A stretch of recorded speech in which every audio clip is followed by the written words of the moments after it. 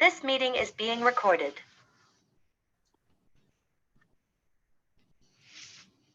Well, good evening. Welcome to this forum. Wait a minute. Okay, sorry. I gotta put it on the page and I gotta get it on the right page. Been a bit since I've done this. All right, I'm going live. Go ahead. Okay, well, good evening. Welcome to this forum for the Missouri House of Representatives, Districts 8, 15, 16, and 17. It is sponsored by the League of Women Voters of Kansas City, Jackson, Clay, and Platte counties. I'm Sandy Eads, and I'm a member of the League. The League is a nonpartisan organization. We don't screen or endorse candidates. Our mission is to empower voters through engagement and education and to defend our democracy. We envision a democracy where every citizen has the knowledge, the right, the desire, and the confidence to participate. Our membership is open to everyone. We're here for this voter education event to provide an opportunity to ask questions and listen as the candidates present their positions. Voters have submitted questions via email at forumquestions@lwbkc.org. All of the candidates running for these offices have been invited to participate in our forum tonight. Tonight we have two candidates participating from House District 8, Mr. Josh Hurlbert, and from House District 15, Maggie Nurrenbern. I'd like you all to know the other League members volunteering with me tonight. Our timekeeper is Cheryl Barnes, and our Zoom desk is monitored by Terry Lane. You've all met our legislative forum coordinator, Anitra Steele. This forum will be recorded and is available and archived on the League's website at lwbkc.org. The candidates will answer each question in a random order that I've already shared with the candidates. Each will have 90 seconds to respond to the questions. Candidates, please answer the question asked and stick to the topic. There will be no rebuttals, but you can go back to an issue during your closing remarks, for which you are allotted 2 minutes. So let's begin. Okay, the first question to Josh. What is or will be your top legislative priority and why? So my top legislative priority when it comes down to the state legislature will be probably school choice. So what we have here in Missouri, there's a lot of questions when it comes to education. Are our kids getting a full education? Are they getting the best education possible? But at the same time, we limit people either by their income level or by their zip code to what school they can get that education from. Public schools, meet most kids' needs. I mean, the vast majority of kids don't require any other education that way. The public school works great for them, but for kids, especially on the lower or higher ends, they need to be either challenged or they need to have an education that meets them where they're at and just helps them push forward. So I'll be spending a lot of time on school choice issues down in Jeff City and working towards establishing a program that is accessible to all. Thank you very much. Maggie, your top priority? My top priority has been and will continue to be to ensure that our nearly 1 million children in our Missouri public schools have the best quality education possible. That comes primarily through ensuring that we are fully funding our education formula. And I'd like to note that we have not been making adjustments to inflation. And obviously where things are today, that's incredibly important. So with that factored in, we are funding education today at levels lower than 2008 in the state of Missouri. We are the last in the nation in the state's share of general revenue towards public education. We have seen really a cry from within the education institutions on how few teachers are entering those teacher training programs, and a cry from so many educators as to the need for more support, not just through compensation, but also through support from the society that surrounds them and making sure that educators feel valued. I will continue to make it a priority to make sure that our teachers are properly compensated. We have some of the lowest paid teachers in the entire nation. And I have some great proposals out there on how we can make sure that we can get more money in the hands of our teachers to make sure that they stay in the field of education. Thanks very much. So I'm going to come back to you, Maggie. Should the Kansas City Police Department be controlled by a state-appointed board, or should it be locally governed? I think it is imperative that Kansas City gain back control of their own police department. It is very interesting for many people to recognize that this model is the only one in the nation where a state board controls what happens in a local municipality. As you all know, and those of you who are engaged in this, watching this forum, Missouri, Kansas City has, between their city council members and the mayor, there's 13 people that make those decisions in our city council. And I think it's so important that we see self-government in our police department.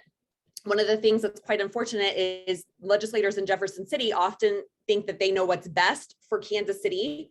We've also seen that trickle over to the St. Louis side as well.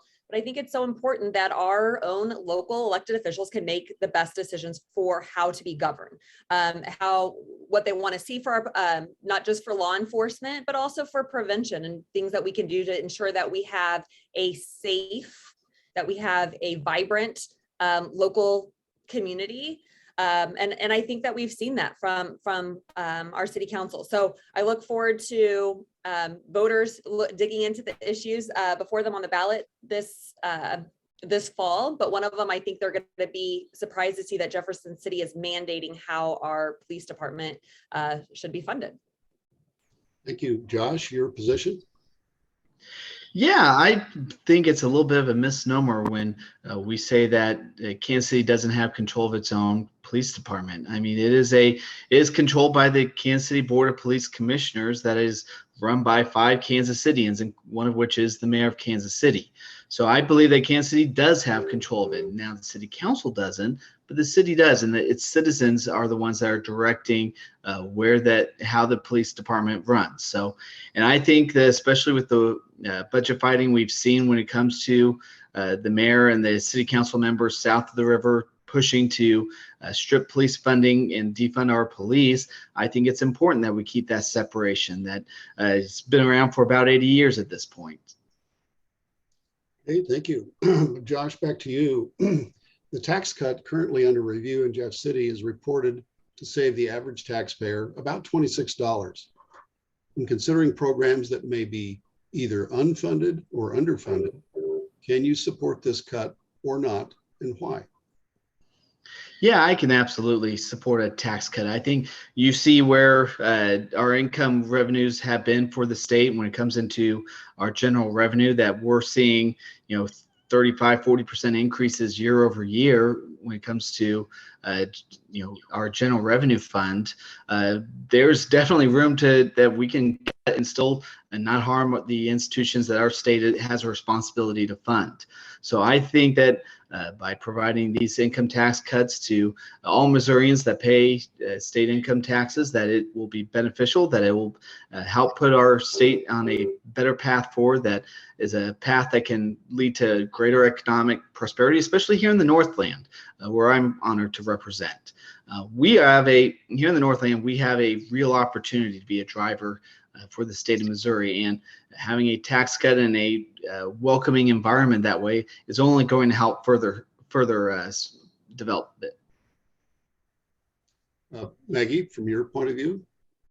Would you repeat the question? I'm sorry. Certainly. The tax cut currently under review in Jeff City is reported to save the average taxpayer about $26. When considering programs that may be either unfunded or underfunded, can you support this cut or not, and why? Well, we continue to see this proposal evolve. And what we just did in the budget committee, which I sit on, was essentially add an amendment that would phase out the corporate income tax as well. We're looking at that being a fiscal hit to the state coffers of about $2 billion when it is completely phased in. And I think that's important. I know that's a lot of money, but when we look at that, that's essentially the foundation formula that funds education K-12 for 1 million Missouri students. It's a big chunk of our social services. So when we look at saving the average individual in the state of Missouri $26, I think they would be more interested in seeing a true investment in this in state, in long-term projects that actually support the state and working families. What's frustrating about this is how, you know, we are going to be stuck in a position in a few years when we don't have the massive influx of federal funds, where I think we could be looking at something like the Kansas Brownback experiment. That certainly didn't work. And eventually they had to go back and really cut vital services to the state of Kansas. And I'm afraid that's what we're going to see here in Missouri as well.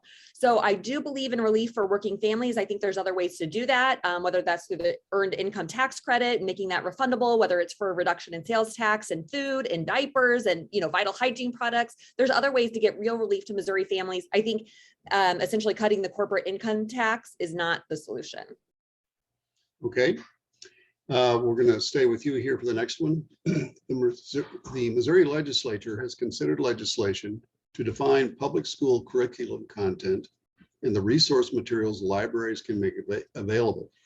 Should this be the role of the legislature, or should this be under the purview of local educators, administrators, and librarians? I think this should be under the purview of local school districts and library boards, et cetera. I think it's important to recognize that, again, here in the state of Missouri, we have nearly 514, I believe, roughly different school districts. And I think it's imperative that those school board members that are duly elected are able to make decisions that are best fit for their community.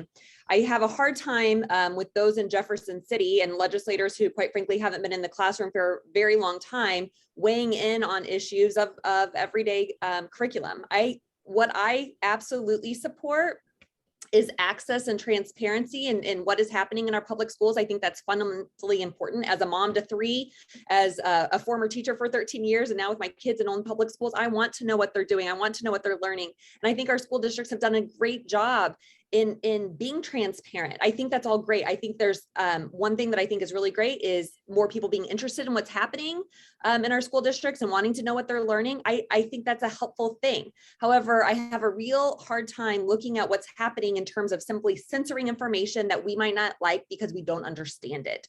That's I think that really, you know, leads to a fundamental giant flaw in our state and the quality of education that we're able to provide to our students. Okay, thanks. Josh, your point of view? Yeah, I supported the what we passed this past session when it comes to limiting the graphic content that can be in libraries. So what the legislation that passed limited was a graphic sexual image from being in school libraries that way that was of a visual medium. So unless it was a part of your sex ed curriculum that way, I think it is absolutely the responsibility of the Missouri State Legislature and the General Assembly that way to defend our children, to see what graphic images they might be exposed to. I mean, that's absolutely the role of the General Assembly that way. So I supported this measure, and I continue to look forward to seeing it implemented. Thanks. The next question then with you, Josh. With respect to Missouri gun laws, what aspects, in your opinion, are working well, and what aspects require change, and in what way? I think the gun laws that we have on the books are working well. I know some people might complain about looking at the violence issues within St. Louis and Kansas City, but I think that is much more of an enforcement issue than it is access to guns, because those guns that are being used in crimes are largely illegal guns anyway. I mean, they're already breaking the laws on the books to get those guns. So if we actually had enforcement that we were a little bit stronger on, that we put criminals behind bars instead of giving them a court date that they don't show up for, I think we can actually solve a lot of the issues that we have that way. Thanks. Maggie? So what we have seen in Missouri is that we, instead of looking at common sense gun measures that can actually make our community safer, we've actually gone in the opposite direction. And so in recent years, we have done everything possible, I think, to make access to guns easier, including for those who, quite frankly, are out there to do harm. So I think first of all, I want to note, we are gun owners. I think responsible gun owners, I support making sure that you have a permit to conceal and carry, that you, instead of passing something like the Second Amendment Preservation Act, where federal officials are not able to work with our local law enforcement to get guns out of the hands of dangerous criminals, is detrimental to the safety of everybody in this state. But that's what the Missouri legislature has done. I think we really need to look at things like passing red flag laws. We've seen certainly serious concerns in our mental health system, and making sure, first of all, that we're expanding access to care for mental health care, but making sure that folks with certain serious mental health issues don't have access to firearms, that domestic abusers don't have access to firearms. Again, these are convicted domestic abusers, as well as closing that boyfriend loophole, the gun show loophole. All of those things I think are common sense measures that will keep Missourians safer. Thanks. Okay, so then to stay with you, how would you describe a public education system that meets the needs of children at every skill level and learning need? I believe that education is the absolute greatest opening for so many kids in the state to be able to be on a level playing field. Unfortunately, in the state of Missouri, we are woefully underfunding public education. I mentioned before that Missouri puts less money into public education than any other state in the nation. What's happening is we are relying on local sources of revenue to make up the difference that's needed to educate students. And I think that's imperative when we look at, in communities, especially in our rural communities and our urban communities, and making sure that they have access to the absolute best educators and the curriculum and resources out there. But unfortunately, we don't see that essentially in our wealthy suburban schools and in other wealthy schools, education's great, but in other areas, I think we have serious concerns that we need to continue to address. And I think some of those can be fixed with a modification to the foundation formula, which we've been looking at. But we need to continue to invest in education, recognizing that investing in our students is really an investment in the future of our state. Also making sure that we're making adequate investments in pre-K education and universal pre-K access for all kids in the state, so that once they enter kindergarten, they are ready to go. Josh, your view on public education system that meets the needs of all kids at every skill level and learning need?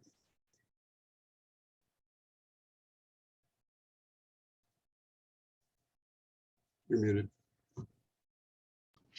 My apologies. I was trying not to make sure I made any noises while Maggie was talking. So my point of view is that, the public schools do, for a large part, satisfy the needs of most Missourians and Missouri students. We fund, I think the statewide average is about a little over $12,000 per pupil is what we spend here in the state of Missouri. And we also, have funded Missouri, education more from the state government year over year.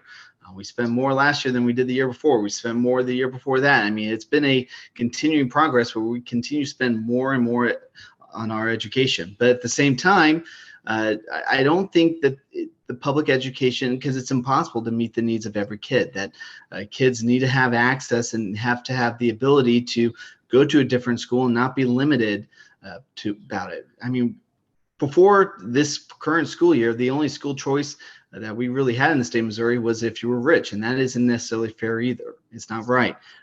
Any kid, regardless of your income or zip code, should have access to a school that best fits your needs and where you're at and can meet you and where you're at and carry you forward and progress you. So I would like to see more options and more opportunities in education in Missouri, and just to see access to school choice expanded. Okay, so we'll stay with you then. And this is sort of along the same lines, what is your opinion on the value and the need for universal pre-kindergarten schooling for all children? I think preschool does play a major role in a child's development. I don't know that it necessarily needs to be a mandatory go to a facility type situation either. I'm the father of a 6-year-old, a 4-year-old, and a 9-month-old. And, we did preschool at home. I mean, we're continuing with that through homeschooling, starting to homeschool our 6-year-old that way. So I think that preschool is a important factor, and parents should be involved in teaching their kids the basics that way and getting them ready for their further education. But I don't know that making it universally mandated that you go to some facility is necessarily the right track either. Maggie?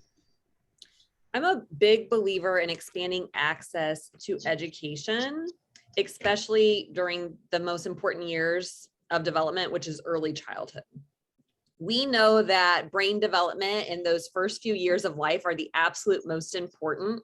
And unfortunately, we have not just childcare deserts across the state, but we also have truly preschool and pre-K deserts across the state. And in some of our rural communities, there are very few options to access a pre-K program. As Josh mentioned, there's a lot of great learning that can happen within the home, within, whether that's happening at the neighbor's street or at the neighbor's house down the street, or in a local church childcare center. I think that happens as well. But unfortunately, there's a lot of people that don't have access to those types of resources and really need support and being able to go to a local school and attend pre-K there. What we have to do as a General Assembly is make sure that we are having a funding mechanism in place that makes that feasible for local school districts to be able to offer pre-K, which we are not doing right now. So that is one solution, is making an adjustment to the foundation formula that would attribute and allow school districts to be reimbursed for offering pre-K education so that all of our kiddos in the state can get the best start possible. Thank you. Staying with you then, do you support the recently passed voting regulations, or should there be changes? And if so, what kinds? I think inherent to any good democracy is the assurance that we have safe and accessible elections. What we have done with this latest kind of election omnibus law that now went into effect is we've essentially made it more difficult for people to access the ballot. And I want to go through a few of those provisions. Obviously, the photo ID is the biggest part of that. One of the things that I'm already hearing from constituents is how difficult it is to access the different state services needed to get those original documents to have that state ID. Unfortunately, in a lot of our state departments, we have incredible vacancies. And so if you need that original birth certificate, you're talking about, or, there's a change of a name or something's wrong there. You're talking about waiting weeks in order to be able to obtain those documents. And unfortunately, people aren't going to be able to vote in time. So grave concerns about that. I have a lot of concerns about changing provisions with being able to register voters, as well as going back to, I think, a very antiquated system of the presidential caucus system. So it's, I think it's a step in the wrong direction. I think we need to make sure that we're increasing access to voting, making sure that, again, that elections are fair, but people have to be able to access voting. And what we did with this law is simply make it more difficult. Josh? Yeah, I absolutely support the provisions that we put in place, and was proud to vote in favor of it. So I believe that with the most recent passage here, that we have the most secure elections in the country here in the state of Missouri. Whether it's from having hand-marked paper ballots, whether it's the photo ID. I mean, the state will give you a photo ID for free so that you have that ability to vote. You have to have a photo ID to cash a check. You have to have it in order to buy alcohol or tobacco that way. It's not been the hurdle, and it's not a hurdle that people can't, that would prevent them from having access to the ballot box. So I am confident that the new provisions make Missouri's elections the most safe, the most secure, and restore some of that belief in the results that come out of them. Okay. The next question for you, Josh. What is your position on providing public funding to faith-based schools? Would such public funding be in conflict with the Missouri State Constitution in the doctrine establishing the separation of church and state? Well, what we have here in Missouri, what we passed in 2021 was the Missouri Empowerment Scholarship Act. So it allows parents to apply through the state treasurer's office for a $6,375 scholarship to go to the school of your choice, or use it for tutoring, use it for educational therapies, or anything else that you feel your kid needs to get them on the best path forward for their education. Some of those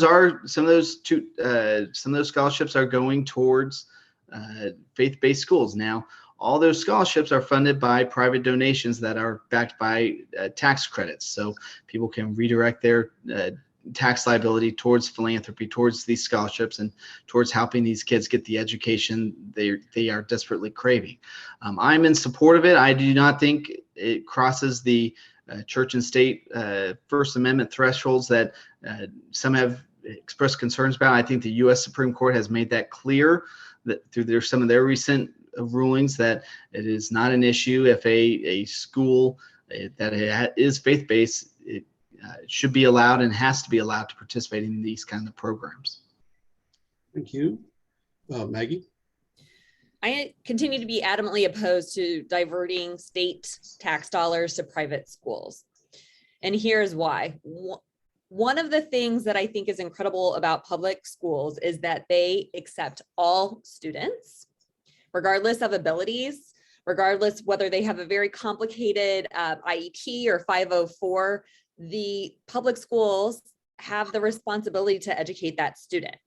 Same thing goes for students of diverse backgrounds, diverse ethnicities. I worked in the North Kansas City schools where we had speakers of well over 100 different languages, and being able to service those students and make sure that they were able to receive the best possible education. What happens when we're diverting tax dollars to private schools is we have to recognize that these private schools can set up their own acceptance or policies, and they don't have to accept all students. They don't have to accept all students of all abilities and income backgrounds and ethnicities. And I also have grave concerns about them discriminating against students from the LGBTQ community as well. So I will continue to oppose any expansions of that voucher program. We've yet to see if it is actually giving students better access to education. I'm really curious to see some results from that as to how this program rolls out here in this first year. But for now, I will continue to be opposed. Okay. Maggie, the next question for you is, what actions, policies, and or legislation should the state of Missouri undertake to address the effects of climate change on our economy and our citizens' well-being? Well, we are not doing nearly enough to address the urgency of climate change. And I think there's a lot that can be done through the budget process. I think there's a lot that can be done through incentives, whether that's, incentives both for corporations and for individuals to convert to renewable resources. We've seen some steps in the right direction that I think have had bipartisan support, whether it's making sure that there's HOAs can't restrict the solar panels on your homes, things like that. But we are not doing nearly enough. And one of the things that I would really like to see us do with the influx of federal dollars is making sure we are making long-term investments in the state in those green jobs, that we are, when we are looking at building, that we are building the greenest buildings possible, that we're not only going to save the state resources and energy consumption, but we're also providing good paying jobs in that construction as well. So I think there's a lot more that can be done. Unfortunately, we continue to be the last in the nation on a lot of these initiatives, and looking at, well, if we're not going to make enough or as much money off of that shouldn't be a priority. We need to prioritize other things. So I think here in the next few years, I really hope that making sure that we are building a sustainable future continues to take priority. Josh, your point of view. Yeah, I think that a lot of what we do on a climate change front is almost laughable if you're not including China and India as part of it, like with the Paris Accords. So when you don't have those, the massive growth and the massive pollution that's coming from those two countries, and you're not dealing with it as part of the solution, I mean, you might as well, let's not completely call it a climate change deal that we're working on then. When it comes to solar, when it comes to wind, all that is part of our growing economy. I mean, it plays a part of our energy portfolio, and rightfully so. Electric vehicles. I'm on the state electric vehicle task force that's been having meetings here this late summer. That is absolutely a part of the future solution, and electric vehicles are coming whether you agree with them or not. And there are things that the state can do. We're working on rolling out a more wider net of electric vehicle charging stations. So using some of the VW money and some of the money from Biden is also, and just planning that out, where do they need to be in order to meet Missourians' needs. So I think there's an above all approach that can be taken, but we've also got to remember it can be taken with a grain of salt if you're not including China and India as part of the discussion. Okay. Josh, this one is for you. Should arming teachers and staff be considered an element of school safety programs? Why or why not? I think it absolutely should be. If a school district and a teacher want to feel that they are better protected by having, teachers that could be armed, if that teacher is trained and gone through the proper protocols that the school district wants to put in place, that their insurance company, mandates as well, I think that should be an option to the school district.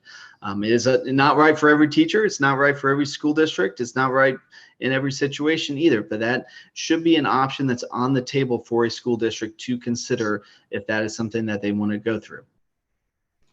Maggie. Well, to counter that, I think, that's using the premise that more guns are going to make us safer. And I don't think that's the point.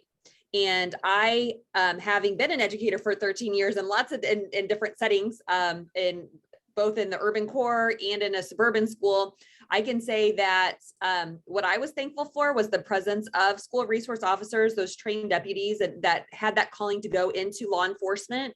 And I think they serve a very important role in our schools.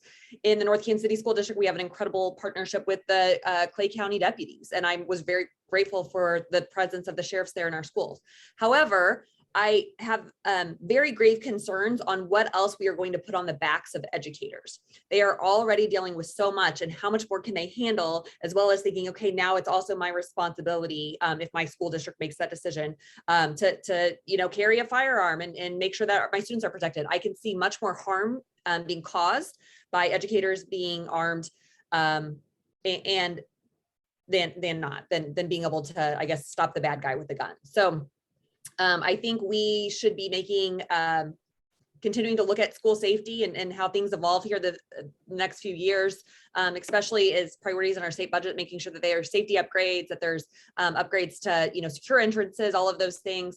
But I would be more likely to support encouraging partnership with already established law enforcement agencies.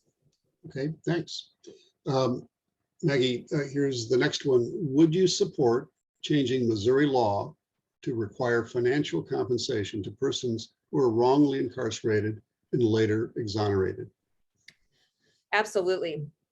We have seen heart-wrenching cases of, most recently Kevin Strickland, comes to mind. And to think that he essentially lost his life behind bars, and once he got out, received little to no compensation whatsoever from the state. And thankfully, lots of people, stepped up through the private sector on GoFundMe's, but that's not the course that I think is appropriate. I think we definitely need to be looking at, and honestly, there's a lot of good bipartisan support for this out there, and making sure that those who are wrongfully convicted get properly compensated. And it's hard to say what is a life or a year behind bars when you were innocent worth. But, I think we can look at, there's some good, I don't want to say good legislation out there from other states, but I think there's some decent models out there from other states that give us at least a ballpark figure that it should be $40,000 to $50,000, that we can look at, your dependents and making sure that they're compensated for that time behind bars. But man, we have got to do more to make sure that we are creating a fairer and more just criminal justice system to begin with. I think some of that comes from investments that we've made recently in public defenders to make sure that everybody gets their fair trial and they're never incarcerated in the first place when, wrongfully convicted. So, but yes, we must make sure that we are compensating those who are exonerated. Thanks. Josh, your position on that issue. Yeah, I think Maggie makes a lot of really good points when it comes to those miscarriages of justice, that it is absolutely something we should look at as a state, is expanding what that is. I mean, we've had several high profile cases that have been overturned recently. And it's always the devil in the details when it comes to that amount. But I think there's absolutely some support down the General Assembly to get something done that can better support these individuals that have been exonerated after a miscarriage of justice like that. Okay. Josh, the next question is regarding Department of Social Services. The funds were cut in 2020, leaving the department about 200 employees short, including caseworkers dealing with children and adults with disabilities and Medicaid applications. How would you address this issue? Well, a lot of that has been corrected. I know we're back within the federal guidelines when it comes to our Medicaid applications and getting those sped back up to the federal minimum that way. So we as a state, it has always been an issue of getting the funding to get our employees, better paid. We were able to do that this year. We were able to get some across the board pay increases done and accomplished. And that's something that, it is something we're going to have to continue to have discussions on, is what exactly is the proper level, is what more can we do to make our employees and keep them, what can we do to attract new ones, and what do we need to keep doing to make the state government an attractive place to work. Maggie? CD, could you repeat that? Certainly. The Department of Social Services funds were cut in 2020, leaving the department with about 200 employees short of what they needed, including caseworkers dealing with children and adults with disabilities and Medicaid applications. So how would you address that issue? So, we have seen some recent reports from within social services from Children's Division that I think are absolutely heart-wrenching, when the state isn't able to protect the most vulnerable out there. I think our children, those who are disabled. And it is maddening to see that. I feel like the state has turned a blind eye to many of those issues. Sometimes the issue isn't not just increasing the FTEs or the amount of employees, but it's increasing compensation to make sure that they are paid a market rate.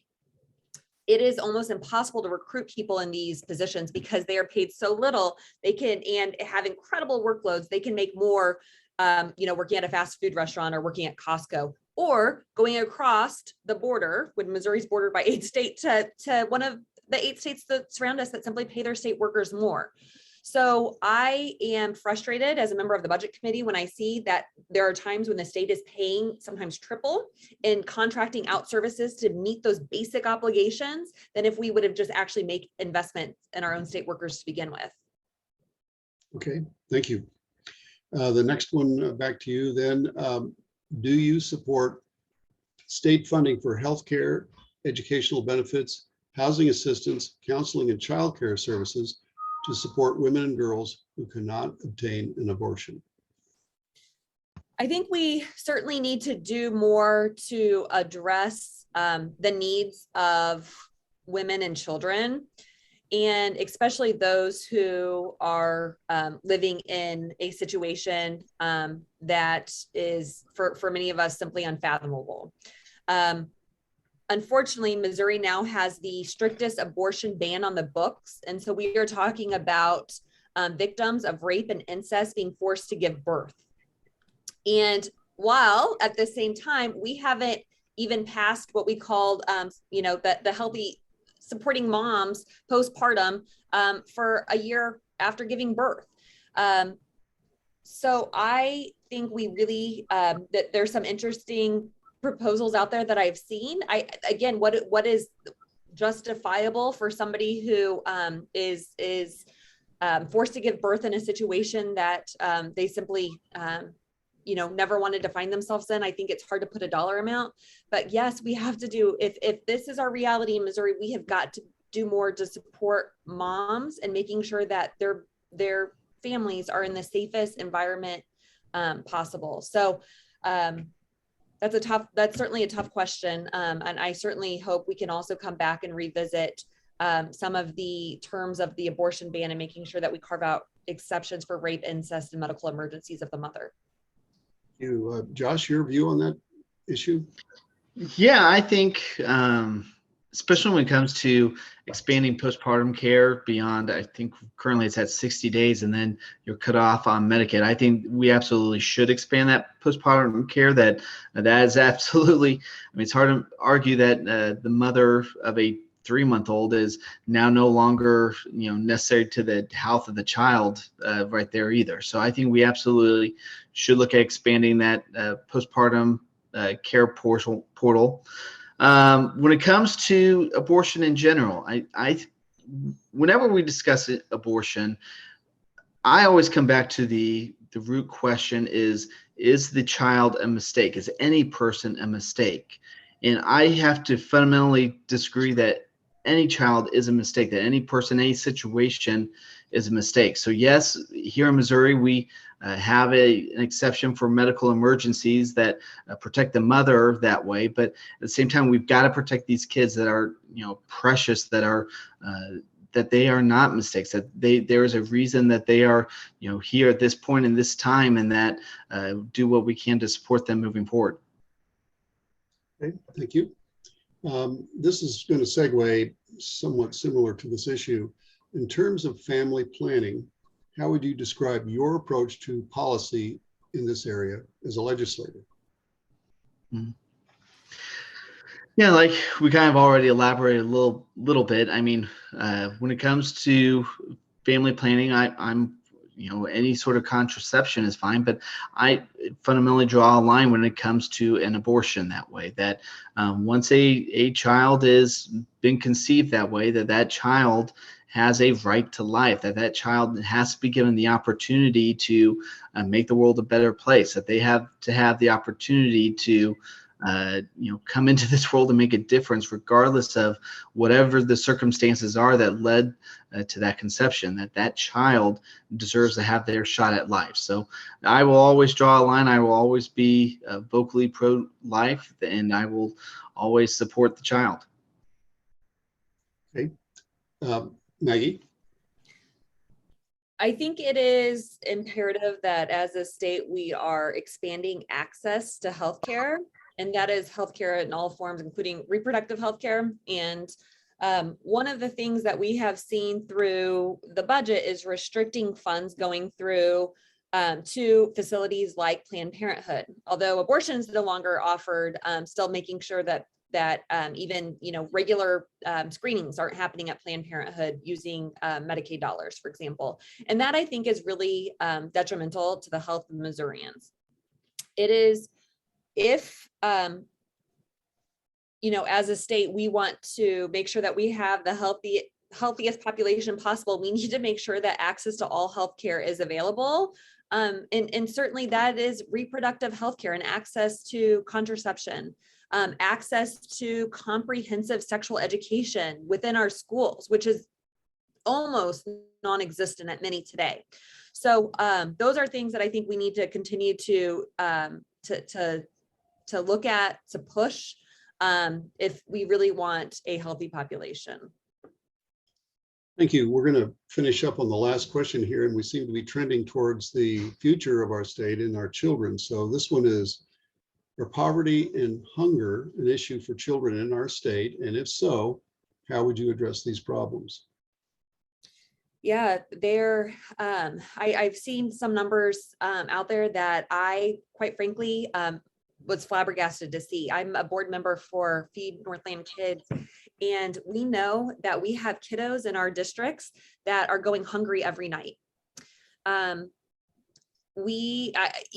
Food insecurity is an issue that too many of our families are grappling with today.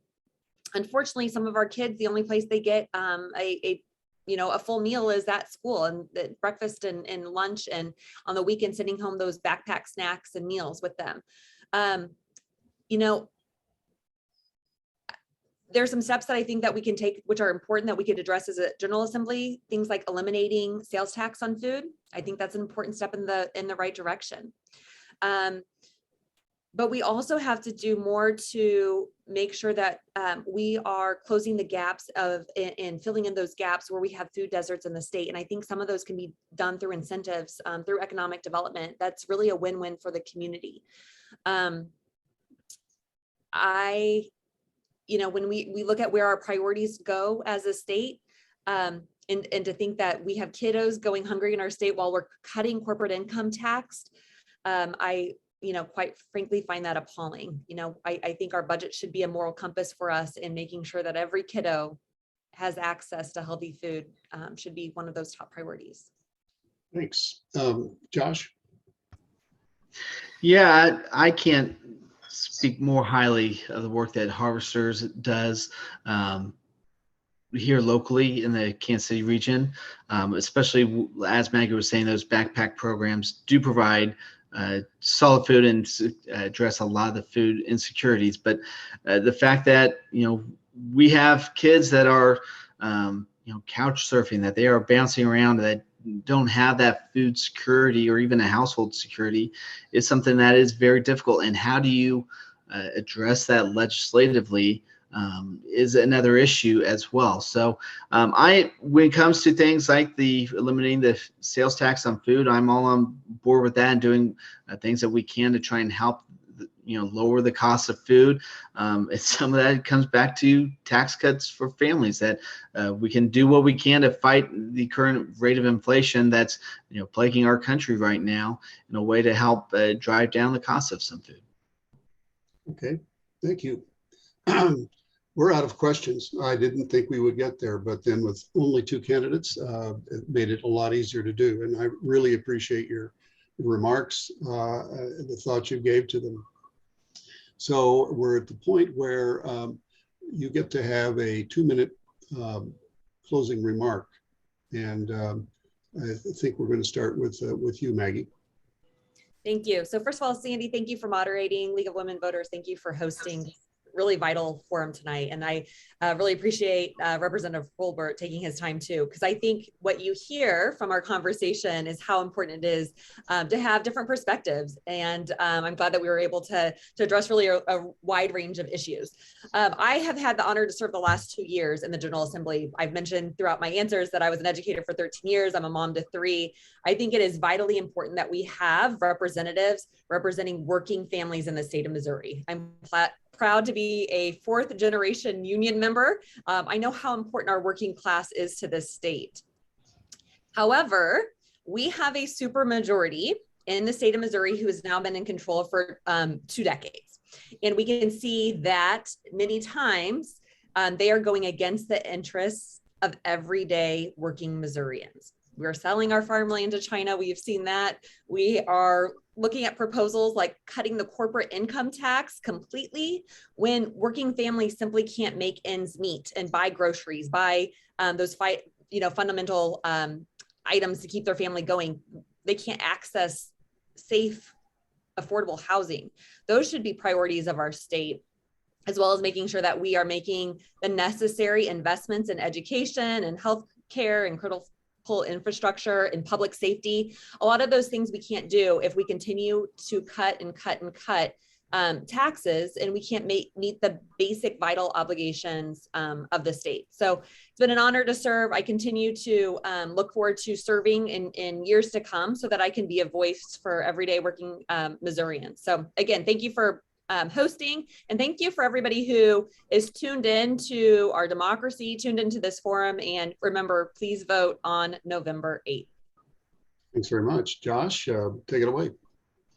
Yeah, it's been my distinct honor to represent the 12th House District in Clay and Platte counties the past 2 years. It's been the greatest honors of my life. So I appreciate the League of Women Voters for hosting this forum, and for you for moderating, Sandy, and even Representative Nurrenbern. Even though we disagree on quite a few of these issues, I will always admit that it's a pleasant to have a discussion with you. It's also, I will readily admit that the Republicans don't have a monopoly on good answers, maybe 95% of them, but not a monopoly. So when it comes to the future of Missouri, I think what every family in the 8th House District wants is a safe and thriving community, a place where they know their kids are going to have a brighter future than what they had. And that's kind of that's the American dream, isn't it? That your kids can grow up and do better and improve themselves and improve their community. So I look forward to supporting the policies that can do exactly that, that can help further our communities and leave a safe and thriving Northland.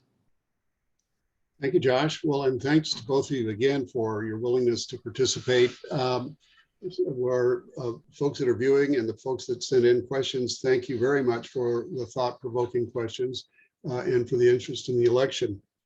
We will archive this on the League's website at lwvkc.org, on YouTube.